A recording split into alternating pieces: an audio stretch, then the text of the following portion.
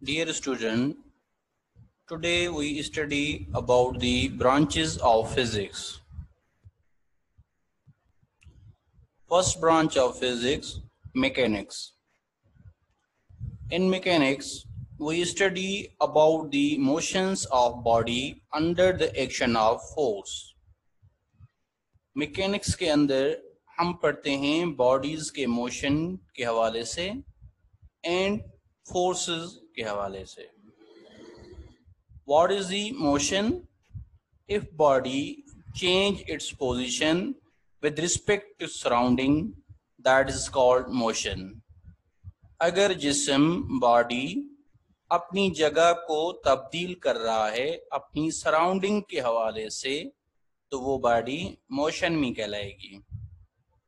If body does not change its place or position with respect to surrounding, that is called in rest. तो body अगर अपनी जगह को अपनी position को तब्दील नहीं कर रही अपनी सराउंडिंग के हवाले से तो वो बॉडी रेस्ट में कहलाएगी. And what is force? Force के बारे में स्टडी करेंगे. फोर्स के बारे में old definition which is introduced by the Ibn Sina scientist, that is to pull और push the body. To pull or push the things, that is called force. किसी भी चीज को आगे की तरफ धकेलना या जो है पीछे की तरफ धकेलना, पुल करना, पुश करना, that is called force. And according to the Sir Isaac Newton scientist, force is an agent which tend or try to change the state of body while body in rest or in motion. Sir Isaac Newton के हवाले से force एक ऐसा agent है जो body की state को change करने की ट्राई करता है while बॉडी रेस्ट पे हो या बॉडी मोशन में हो. यानी कि फोर्स एक ऐसा एजेंट है जो मूविंग बॉडी को स्टॉप करा सकता है, करा नहीं सकता तो उसको उसकी कोशिश करेगा. और अगर बॉडी रेस्ट पे है तो फोर्स एक ऐसा एजेंट है जो उसको मूवमेंट में कर सकता है. Unit of force is Newton. Force का जो यूनिट है जिसमें मेजर किया जाता है वो न्यूटन होता है.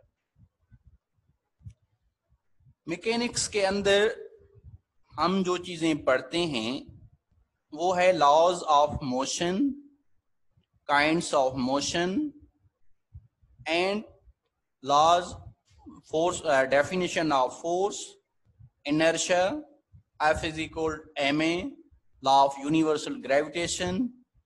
These are the subtopics of mechanics. तो मैकेनिक्स पे सबसे ज्यादा जो वर्क डन है वो सर आइजैक न्यूटन का किया गया है. Sir Isaac Newton is the pioneer और father of mechanics. Sir Isaac Newton जो है वो मैकेनिक्स का पायनियर और फादर कंसीडर किया जाता है. And the basic formula of the mechanics is F is equal ma. Force is the product of mass into acceleration. अब हम जो है इसके बाद हम पढ़ रहे हैं electricity. Electricity is also a branch of physics in which we study about the properties of electric charges and their effects when at rest or in motion. Property of electric charges. कौन सी electric charges की properties होती हैं जिनके बारे में हम पढ़ेंगे. Suppose electric charges can attract the bodies, electric charges can ripple. Electric charges जो हैं अट्रैक्शन भी कर सकती हैं, रिपल्शन भी कर सकती हैं. अट्रैक्शन कब करेंगी? जब इलेक्ट्रिक चार्जेस डिफरेंट हों, एक पॉजिटिव हो दूसरी नेगेटिव हो तो अट्रैक्शन होगी. अगर इलेक्ट्रिक चार्ज रिपल्शन कब करेंगी?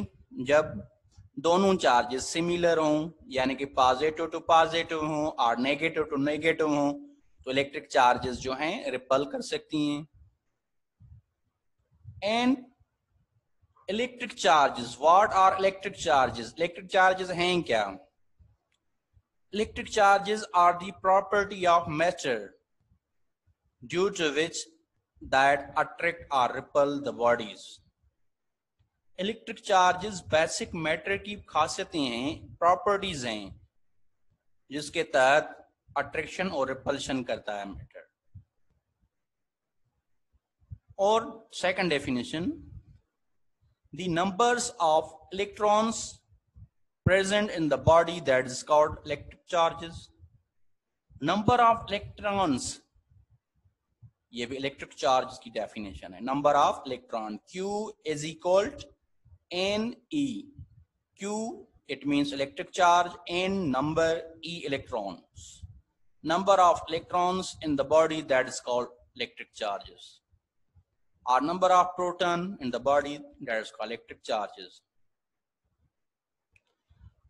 How we can charge the body? Body charge किस तरह से बनती है?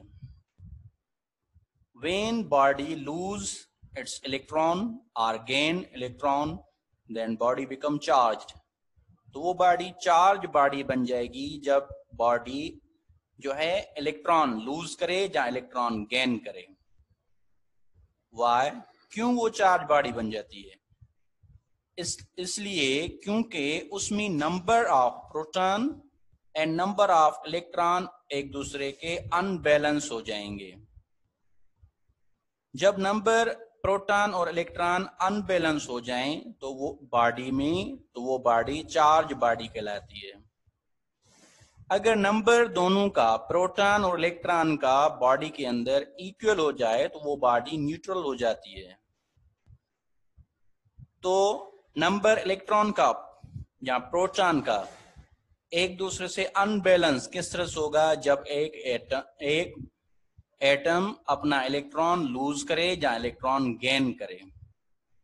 इलेक्ट्रॉन लूज करेगा तो वो पॉजिटिव चार्ज बन जाएगी, इलेक्ट्रॉन गेन करेगा तो वो नेगेटिव चार्ज बन जाएगी। That is the basic points about electricity. And when these charges are at rest, it means we study about the electrostatic.